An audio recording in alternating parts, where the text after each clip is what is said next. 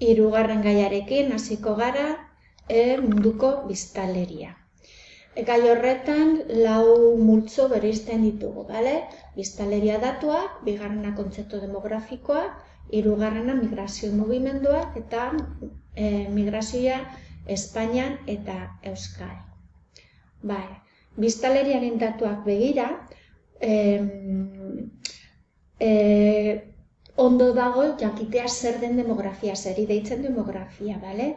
Demografia lantzen duena da biztanlegoaren egitura, bale? Zer esan nahi dut horrekin, umeri dagoen, gizonak emakumea baino gehiago, umeak baino jende heldu gehiago, horren bilakaera, hau da, gero eta ume gutxiago dagoen, gero eta ume gehiago dagoen, gero eta aitit eta mama gehiago dagoen, hori superimportantea da, bale?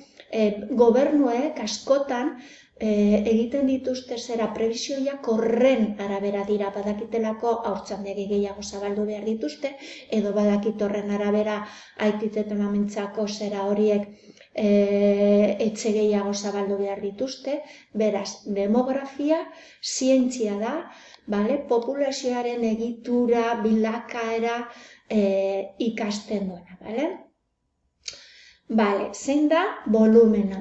Ikusten duzuenez, gero eta gehiago gara. Gaur egunean ikusten duzuenez, egongo gara 2015-2030 horren artean ikusten duzuenez, progresioa gero eta handiagoa da. Horrek dituen zailtasunekin. Banaketari begira, zer esan behar dugu? Oso modu desberdinez dagoela banaturik. Hemen zirkulo handietan ditugu non dagoen jende gehiago eta non dagoen jende gutxiago berez. Jende gehiago dagoen lekuetan, zeintzuk izan daitezke arrazoiak? Izan daitezke historikoak, demagun ikusi, Nilo ibaia. Ikusten duzue, puntu horiek argi dago, historikoki beti ibai horren inguruan jendea bildu egin delako. Berdin Mexikon, berdin Txinan. Klima oso importantea da, badaude leku batzuk non bere klima direla eta oso jende gutxi dago.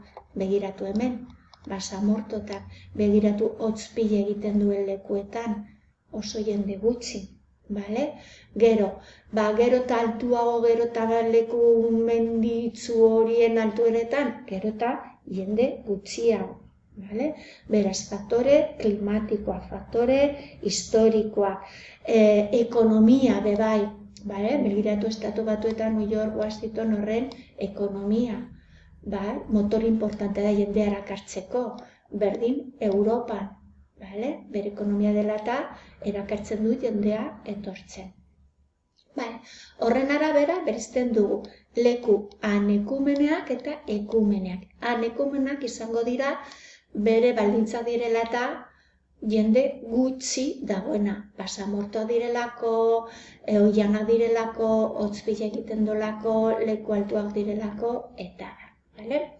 Hemen dituzue faktore fisikoa, klima, ur gutxi, altitudea, kostatik hori distantzia handia, erliebea, eta gero badaude, komentatu duen bezala, giza faktoreak, historikoak, gogoratu, Egiptoko piramideak, Egiptoko Nilo ibaia horren bazterretan multzatzen da jendea, faktore ekonomikoak, gero eta lan gehiago baldin badute, gero eta jende gehiago egongo da.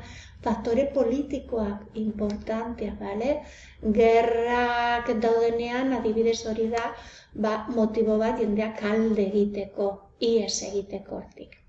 Beraz, leku anekumeneak oso populazio gutxiko eremu da, gogoratu, horrek esan edo gutxikoa.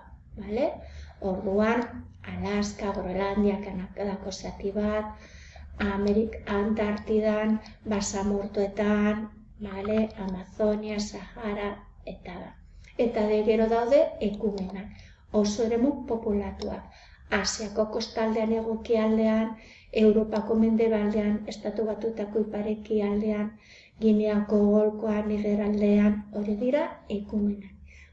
populazio handiko lekua direlako. Eta zeintzuk dira populazio handiko non biltzen da jende gehiena? Batez ere, txokonetan, hasiago ekialdean. Txina, India, Indonesia, Pakistan, Bangladesh, Japonia, Filipina, Vietnam, Tailandia, bakarrik herrialde hori daukate munduko 50% baino gehiago, herrialde horietan. Eta non biltzen da jende gehiago? Argi dago, hirietan. Hiriko jendea, 300.000 biztanle baino gehiago dauzkaten hirietan biltzen da munduan. Hemen dauzkazue, zenbaki horiek ez dira inondik inora ikasi behar, kendu burutik, hori ez dizuegu inoiz galdetuko, baina bai kontrolatu behar duzue, bai Asiako ekialdean biltzen dira munduko zera. Japonon dagoen, Txinan dagoen, Pakistanon dagoen, India, Bangladesh, Indonesia, Nigeria, Estatu Batuak eta Brasil dira populazio handiena dauzkaten zera horiek. Zer da dentsitatea? Zeri deitzen diogu dentsitatea? Imaginazazue, milioi bat pertsona. Ez da gauza bera, milioi pertsona hori bizitzea Australia super handia da, zein bizitzea, ez dakit, Andorran. Andorran oso leku txikia da. Beraz, dentsitatea neurtzen diguna da zenbat pertsona bizi den kilometro karratu bakoitzean. Eta milioi pertsona hori Australian egonez gero, orduan dentsitate txikia izango litzateke. Baina milioi pertsona hori biziz gero Andorran, orduan guztiak egongo lirateke leku txiki batean, beraz dentsitate handia, espazio txikia delako. Dentsitatea neurtzen digu, zenbat pertsona bizi diren, azalera konkretu batean, eta neurtzen da kilometro karratuetan. Hemen daukazue munduko biztanlearen dentsitatea mapa. Koloren arabera ikusten duzue, lehen komentatu duguna, jende gehiago Asiako hego-ekialdean, Europan, ipar-ekialdean, Amerikako ipar-ekialdean, Nilon, hor ditugu zera, eta gutxiago, anekumenak komentatu ditugu, koloren arabera ikusten duzuen, pasamortotan eta horrela. Horrekin ematen dugu bukatutzat lehenengo puntua.